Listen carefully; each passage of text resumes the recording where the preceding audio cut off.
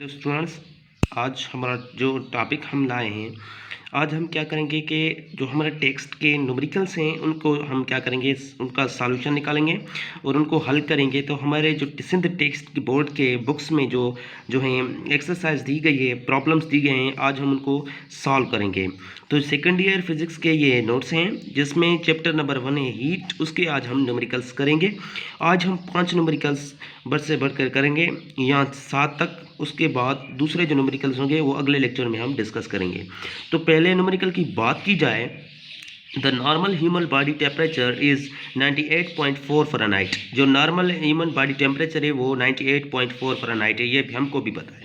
What is the temperature on Celsius scale? इसका जो temperature होगा वो सेल्सियस स्केल पे क्या होगा?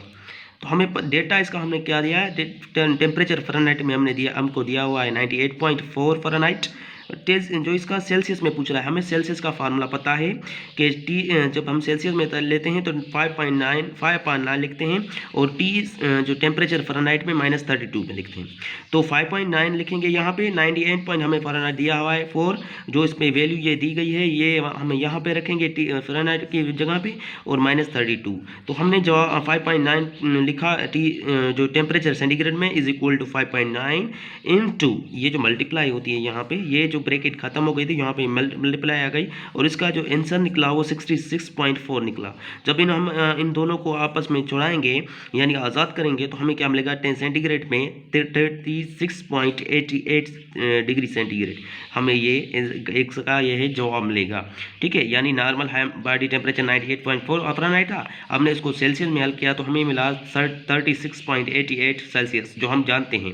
ठीक है, उसके बाद दूसरा इसका जो एग्जाम्पल है यानी न्यूमेरिकल है सिंध टेक्स्ट बोर्ड के बुक का एक्सरसाइज का, वो है at what temperature do the Fahrenheit and Celsius scale coincide. वो कौन सा टेम्परेचर है जिस पे फ़ारेनहाइट और सेल्सियस स्केल जो हैं आपस में एक पॉइंट पे एक दूसरे से मिलते जुलते हैं।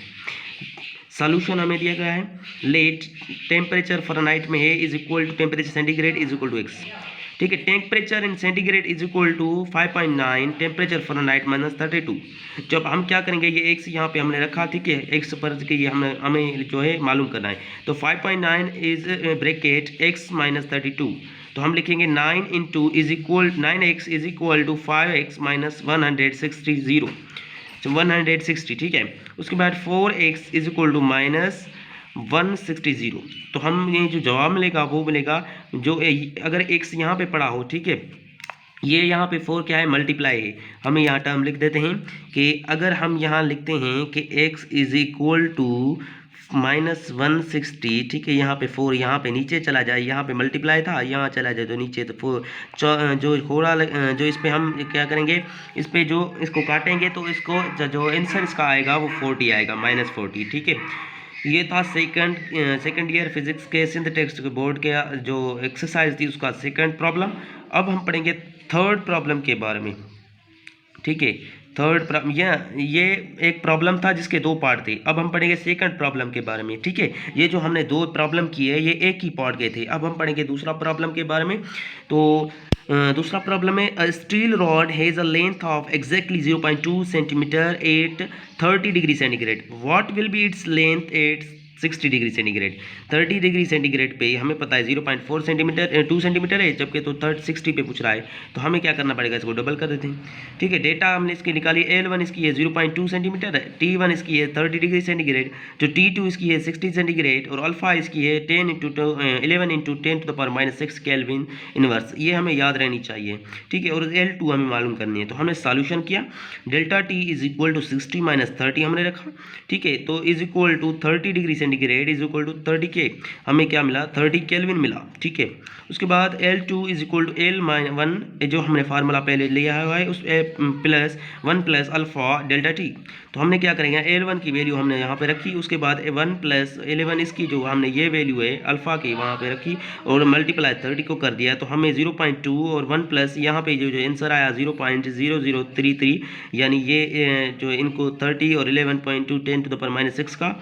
और अब हम क्या करेंगे, हम इन दोनों को जुड़ाएंगे तो यहाँ पे मल्टीप्लाई आ जाएगी, और ये आपस में दोनों में मल्टीप्लाई हो जाएंगे, तो इसका आंसर आएगा 0.20 0.0066 सेंटीमीटर। ठीक है, तो हमने मालूम किया कि स्टील रॉड है जिसकी लेंथ 30 डिग्री सेंटीग्रेड पे 0.2 सेंटीमीटर है, और तो 60 डिग्री सेंटीग्रेड पे उसकी होगी 0.200066 सेंटीमीटर। ठीक है, उसके बाद हमारे पास दूसरा प्रॉब्लम है, steel ball is 10 centimeter length at minus 2.5 degree centigrade. What will be the change in its length when it is at 25 degree Celsius? Beta for steel is 3.3 into 10 to the power minus, जो इसका minus 8 kelvin inverse. ठीक है, अब इसका क्या करते हैं, ये आपको खुद करना है, ये 2008 में सिंटेक्स के बोर्ड में आ चुका है। ठीक है, अब हम दूसरा प्रॉब्लम करते हैं, find the change in volume of an aluminium sphere of 0.4 metre radius when it is heated from 0 degree centigrade to 100 degree centigrade. इसका डेटा हमें दिया हुआ है, द डेल्टा भी इसकी ये हमें मालूम करनी है, रिक्वायर्ड है, और इज इक्वल टू 0.4 मीटर। ठीक है, T1 हमारे पास है 0 डिग्री सेंटीग्रेड, T2 है 100 डिग्री सेंटीग्रेड, और अल्फा हमारे पास है 24 पॉइंट इंटू 10⁻6 केल्विन इनवर्स। अब इसका हम सोल्यूशन लेते हैं, तो सोल्यूशन की बात की जाए, V1 is equal to 4/3 pi r cube. ठीक है, V1 यहाँ पे हमने लिखा 5.3, इसकी पाई की वैल्यू हमने यहाँ पे रखी, और उसके बाद हमें R की जो वैल्यू दी हुई है यहाँ पे हमने वो रखी, और उसके बाद ऊपर इसका क्यूब था, तो हमने जो जवाब लिया हमें मिला V1 का 0.268 मीटर क्यूब मिला हमें। अब हम बीटा 3 अल्फ़ा के करेंगे, तो हमें पता है beta is equal to 3 alpha होता है, तो बीटा 3 और अल्फ़ा की हमने वैल्यू रखी यहाँ पे, तो हमने दोनों को मल्टीप्लाई कर दिया, तो 7.2 into 10 to the power minus 5 kelvin inverse. तो delta T is equal to 100 minus 0 is equal to 100 degree centigrade हमारे पास जवाब आया, जिसको हमने 100 केल्विन के बराबर कर दिया। Using delta V is equal to beta V1 delta T, तो हमने क्या कर दिया, इन दो सब की वैल्यू रख दी, तो हमें जब इन सब की वैल्यू रख दी तो हमें जवाब मिला delta V is equal to 0.0019 metre cube. तो इसका आंसर ये होगा। उसके बाद इसका दूसरा प्रॉब्लम है, calculate the root mean square speed of hydrogen molecule at 80 kelvin, 800 kelvin पे। T is equal to data हमें दिया है, T is equal to 800 kelvin, V हमारे पास है, अब H2 इज हमें जो है मालूम करनी है, केल्विन जो कि इसका 1.38 into 10 to the power minus 23 joule kelvin inverse 1।